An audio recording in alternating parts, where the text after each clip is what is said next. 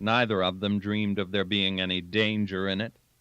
Then, straight out of her arms, as it were, he had stepped into that ambush. His presence of mind and his agility proved too much for the party of the stupid Barbone. It was only after he had given them the slip in the maze of small garden plots at the back of the houses that he had time, while lying behind a low wall, to think over this unexpected trouble.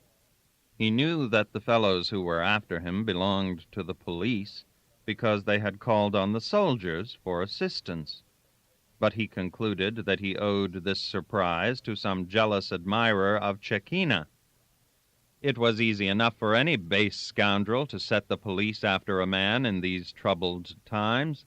It may even have been one of Cantalucci's affiliated friends. His suspicions rested on the small employees who took their meals at the inn, and especially on a lanky scribe with a pointed nose like a rat, who had the habit of going in and out through the courier's room, only Attilio believed in order to make eyes at Cecchina. That the ambush had been laid on the evening fixed for his departure was a mere coincidence. The real danger of the position was in having the papers on him, but, anxious that his friends at the tower should not give him up, he came out of his hiding place too soon. The soldiers had gone away, but the sbirri were still half-heartedly poking about in dark corners, and caught sight of him. Another rush saved him for the moment. The position, he felt, was growing desperate. He dared not throw away the papers. The discovery of Cosmo, sitting amongst the stones, was an event so extraordinary in itself that it revolutionized his rational view of life as a whole in the way a miracle might have done. He felt suddenly an awed and confiding love for that marvelous person fate had thrown in his way. The pursuit was close. There was no time to explain. There was no need. But directly he found himself safe in the boat, Attilio began to regret having parted with the papers. It was not much use proceeding on his mission without these documents entrusted to him by Cantalucci, acting on behalf of superior powers. He asked himself what could have happened to Cosmo. Did the fellows arrest him on suspicion? That was not very likely, and at worst it would not mean more than a short detention. They would not dare to search him, surely. But even if they found the packet, Cosmo would declare it his own property and object to its being opened. He had a complete confidence in Cosmo's loyalty, and what was more, in that young Englishman's power to have his own way. He had the manner for that, and the face for that. The face and bearing of a man with whom it was lucky to be associated in anything. The galley being just then at the other end of her beat, Attilio saw his way clear to slip into the harbor. The state of perfect quietness over the whole extent of the harbor encouraged his native audacity. He began by pulling to the east side, where the gendarmerie office was near the quay. Everything was quiet there. He made his men lay their oars amongst the shadows of the anchored shipping and waited. Sleep, breathless sleep, reigned on shore and afloat. Attilio began to think that Cosmo could not have been discovered. If so, then he must be nearing Cantalucci's inn by this time. He resolved then to board one of the empty coasters moored to the quay, wait for the morning there, and then go himself to the inn, where he could remain concealed till another departure could be arranged. He told his men to pull gently to the darkest part of the quay, and then he heard Cosmo's mighty shout. He was nearly as confounded by it as the sbirri in the boat. That voice bursting out on the profound stillness seemed loud enough to wake up every sleeper in the town, to bring the stones rolling down the hillsides, and almost at once he thought, what luck! The luck of the Englishman's amazing impudence, for what other man would have thought of doing that? He told his rowers to lay their oars in quietly and get hold of the boat stretchers. The extremely feeble pulling of the old boatman gave the time for these preparations. He whispered his instructions. "We've got to get a foreign signore out of that boat. The others in her will be speedy. Hit them hard." Just before the boats came into contact, he recognized Cosmo's form standing up. It was then that he pronounced the words, "The man in the hat," which were heard by Cosmo. Attilio ascribed it all to luck that attended those who had anything to do with that Englishman. Even the very escape, unseen from the harbor, he ascribed not to Cosmo's extra oar, but to Cosmo's peculiar personality. Without departing from his immobility, he broke silence by a "Signore," pronounced in a distinct but restrained voice. Cosmo was glad to learn the story before the moment came for them to part, but the theory of luck which Attilio tacked on to the facts did not seem to him convincing. He remarked that if Attilio had not come for him at all, he would have been far on the way in his mysterious affairs, whereas now he was only in another trap. For all answer the other murmured, "Si, but I wonder if it would have been the same. Signore, isn't it strange that we should have been drawn together from the first moment you put foot in Genoa?" "It is," said Cosmo with an emphasis that encouraged the other to continue, but with a less assured voice. "Some people of old believed that stars have something to do with meetings and partings by their disposition, and that some, if not all men, have each a star allotted to them."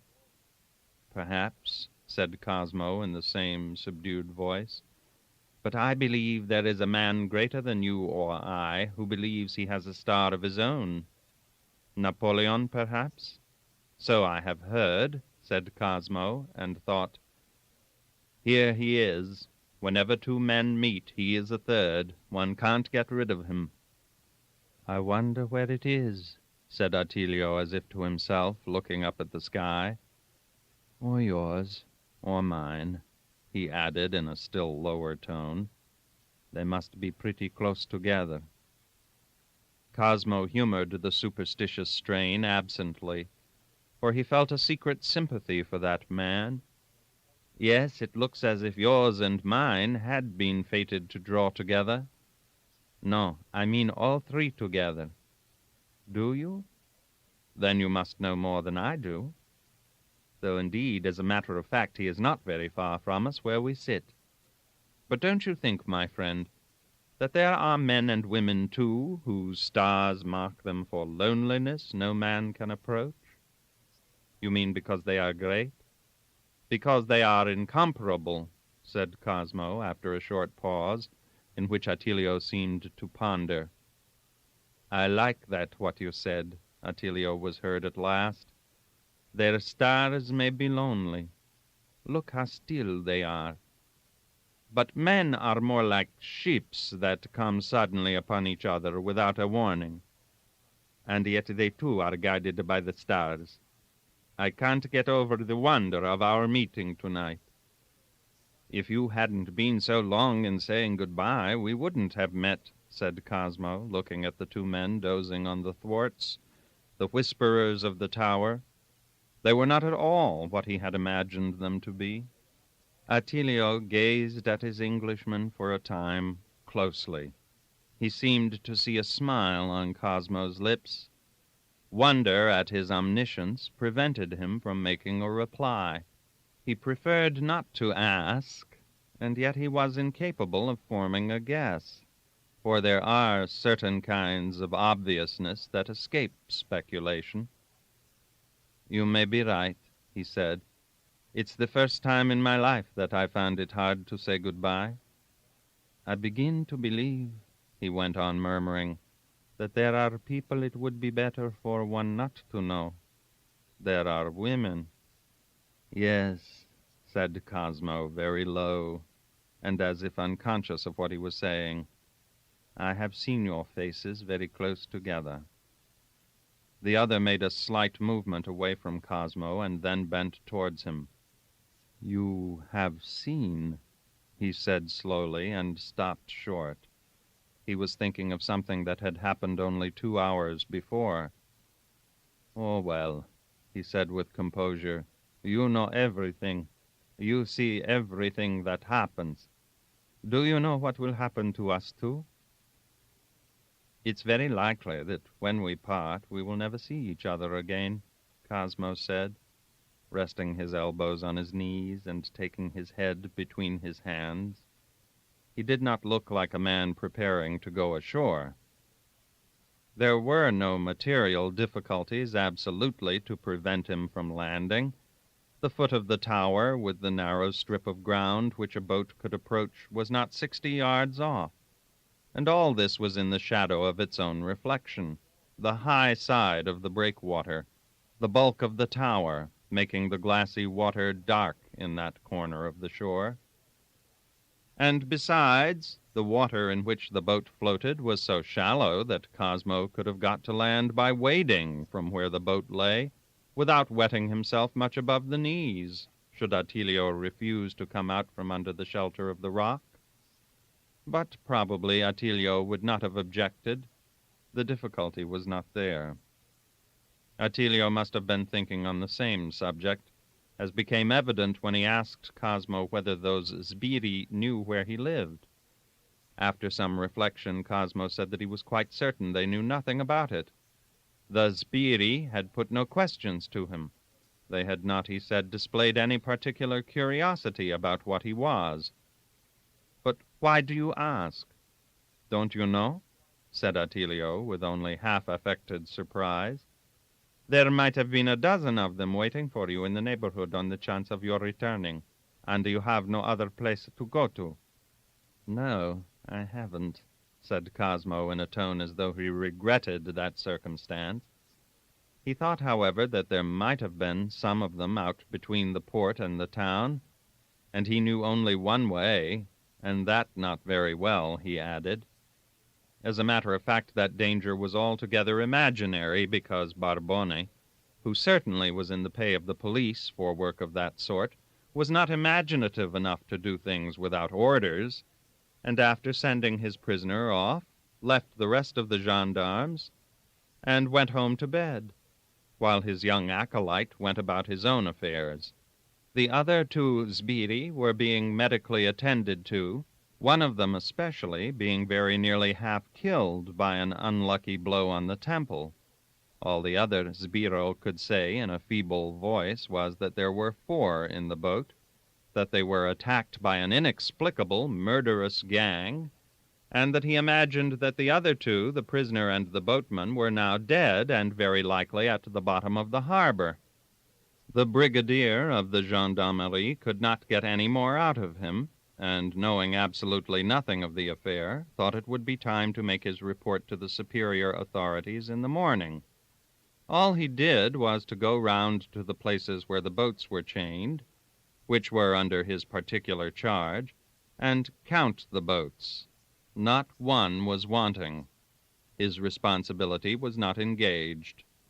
Thus there was nothing between Cosmo and Cantalucci's inn, except his own distaste.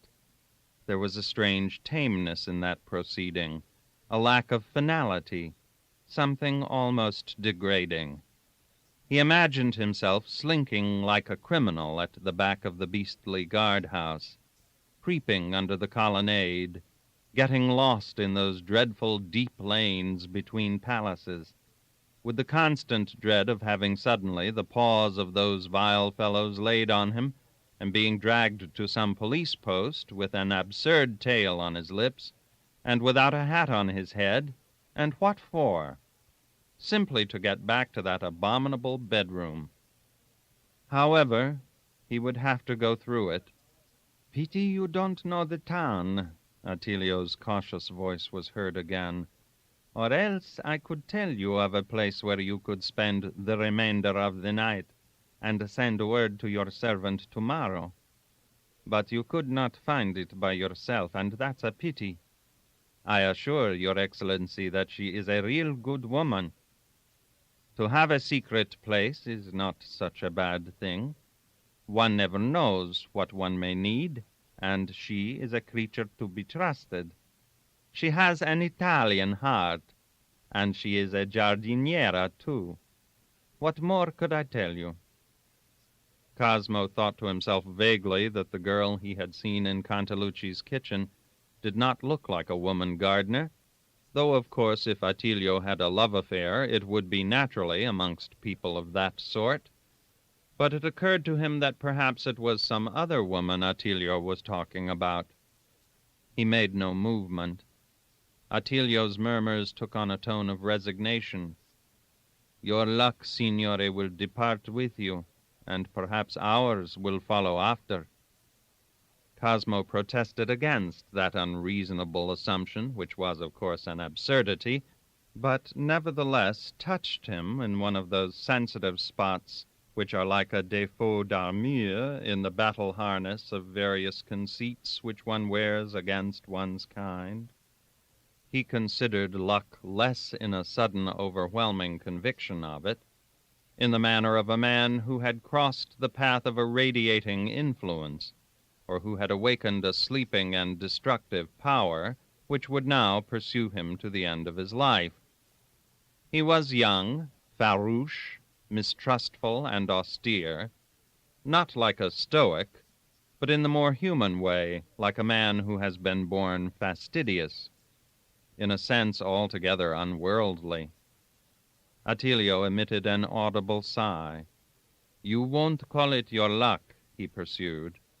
"Well, let us leave it without a name. It is something in you. Your carelessness in following your fantasy, signore, as when you forced your presence on me only 2 days ago," he insisted, as if carelessness and fantasy were the compelling instruments of success. His voice was at its lowest as he added, "Your genius makes you true to your will." No human being could have been insensible to such words uttered unexpectedly in a tone of secret earnestness. But Cosmo's inward response was a feeling of profound despondency. He was crushed by their appalling unfitness.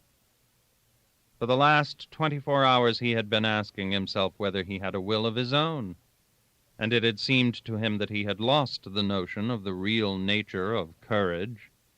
At that very moment, while listening to the mysteriously low pitch of Attilio's voice, the thought flashed through his mind that there was something within him that made of him a predestined victim of remorse. "You can't possibly know anything about me, Attilio," he said, "and whatever you like to imagine about me, you will have to put me on shore presently. I can't stay here till the morning, and neither can you," he added. "What are you thinking of doing? What can you do?" "Is it possible that it is of any interest to the signore?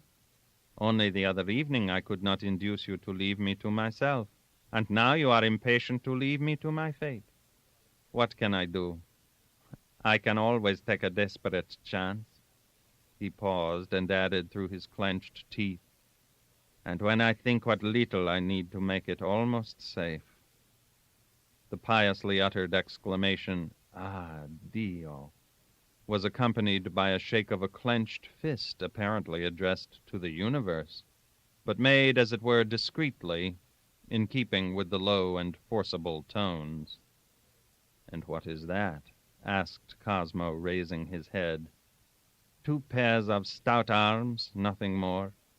With 4 oars and this boat, and using a little judgment in getting away, I would defy that fellow there." He jerked his head towards the galley, which in this tideless sea had not shifted her position a yard. "Yes," he went on, "I could even hope to remain unseen on account of a quick dash."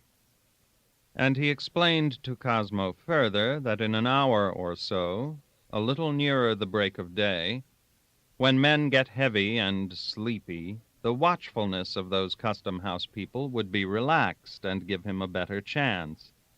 But if he was seen then, he could still hope to outrow them, though he would have preferred it the other way, because with a boat making for the open sea, they would very soon guess that there must be some vessel waiting for her, and by telling the tale on shore, that government xebec lying in the harbor would soon be out in chase. She was fast, and in 24 hours she would soon manage to overhaul all the craft she would sight between this and the place he was going to. "And where is that?" asked Cosmo, letting his head rest on his hands again. "In the direction of Livorno," said the other, and checked himself. "But perhaps I had better not tell you, for should you happen to be interrogated by all those magistrates, or perhaps by the Austrians, you would of course want to speak the truth, as becomes a gentleman, a noblissimo signore, unless you manage to forget what I have already told you, or perchance elect to come with us." "Come with you," repeated Cosmo, before something peculiar in the tone made him sit up and face Attilio. "I believe you are capable of carrying me off." "Dio ne voglio," was Attilio's answer. "God forbid. The noise you would make would bring no end of trouble. But for that, perhaps it would have been better for me," he added reflectively, "whereas I have made up my mind that there should be nothing but good from our association. Yet, signore, you very nearly went away with us without any question at all, for our head pointed to seaward, and you could have had no idea that I was coming in here. Confess, signore, you didn't think of return then. I had only to hold the tiller straight another 5 minutes, and I would have had you in my power." "You were afraid of the Dogana galley, my friend," said Cosmo, as if arguing a point. "Signore, this minute," said Attilio with the utmost seriousness. "Wake up there," he said in a raised undertone to his 2 men. "Take an oar, Pietro, and pull the boat to the foot of the tower." "There is also that old boatman," said Cosmo. "Hold," said Attilio, "him I will not land. They will be at his place in the morning, and then he tells his tale, unless he is dead. See forward there." A very subdued murmur arose in the bows, and Attilio muttered, "Pietro would not talk to a dead man." "He is extremely feeble," said Cosmo. It appeared on Attilio's inquiry that this encumbrance, as he called him, was just strong enough to be helped over the thwarts. Presently, sustained under the elbows, he joined Cosmo in the stern sheets, where they made him sit between them. He let his big hands lie in his lap. From time to time he shivered patiently. "That wretch Barbone knows no pity," observed Cosmo. "I suppose he was the nearest he could get. What tyranny! The helpless are at the mercy of those fellows. He saved himself the trouble of going 3 doors farther." They both looked at the ancient frame that age had not shriveled. "A fine man once," said Attilio in a low voice. "Can you hear me, Vecchio?" "Si, and see you too, but I don't know your voice," was the answer in a voice stronger than either of them expected, but betraying no sort of interest. "They will certainly throw him into prison." And to Cosmo's indignant exclamation, Attilio pointed out that the old man would be the only person they would be able to get hold of, and he would have to pay for all the rest. Cosmo expressed the opinion that he would not stay there long. "Better for him to die under the open sky than in prison," murmured Attilio in a gloomy voice. "Listen, old man, could you keep the boat straight at a star if I were to point you one?" "I was at home in a boat before I could speak plainly," was the answer, while the boatman raised his arm and let it rest on the tiller, as if to prove that he had strength enough for that at least. "I have my boat's crew, signore. Let him do something for all Italy, if it is with his last breath, that old Genoese. And now, if you were only to take that bow oar you have been using so well only a few moments ago, I will pull stroke, and we will make this boat fly." Cosmo felt the subdued vibration of this appeal without having paid any attention to the words. They required no answer. Attilio pressed him as though he had been arguing against objections. Surely he was no friend of tyranny or of Austrian oppressors, and he wouldn't refuse to serve a man whom some hidden power had thrown in his way. He, Attilio, had not sought him. He would have been content never to have seen him. He surely had nothing that could call him back on shore this very night, since he had not been more than 3 days in Genoa. No time for him to have affairs. The words poured out of his lips into Cosmo's ear, while the white-headed boatman sat still above the torrent of whispered speech, appearing to listen like a venerable judge. What could stand in the way of him lending his luck and the strength of his arm? Surely it couldn't be love, since he was traveling alone. "Enough," said Cosmo, as if the word had been extorted from him by pain, but Attilio felt that his cause had been gained, though he hastened to apologize for the impropriety of the argument, and assure the milord Inglese that nothing would be easier than to put him ashore in the course of the next day. "What do you think, Excellency? There is my own native village, not very far from Genoa, on the Riviera di Ponente, and you will be amongst friends to carry out such orders as you may give, or pass you from one to another back to Genoa as fast as mules can climb or horses trot. And it would be the same from any point in Italy. They would get you into Genoa in disguise or without disguise, and into the very house of Canteluce, so that you could appear there without a soul knowing how you entered or how you came back." Cosmo, feeling a sudden relief, wondered that he should have found it in the mere resolution to go off secretly with only the clothes he stood up in, absolutely without money or anything of value on him, not even a watch, and without a hat, at the mere bidding of a man bound on some secret work, God knows where and for what object, and who had volunteered to him no statement except that he had cousins in every spot in Italy, and a love affair with an ortolana. The enormous absurdity of it made him impatient to be doing, and upon his expressed desire to make a start, Attilio, with the words, "You command here, signore," told his men it was time to be moving. In less than half an hour, the boat, with all her crew crouching at the bottom and using the oars for poling in the shallow water along the coast with infinite precaution to avoid knocks and bangs, as though the boat, the oars, and everything in her were made of glass, had been moved far enough from the tower to have her nose put to the open sea. After the first few strokes, Cosmo felt himself draw back again to the receding shore.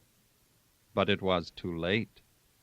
He seemed to feel profoundly that he was not, perhaps no man was, a free agent.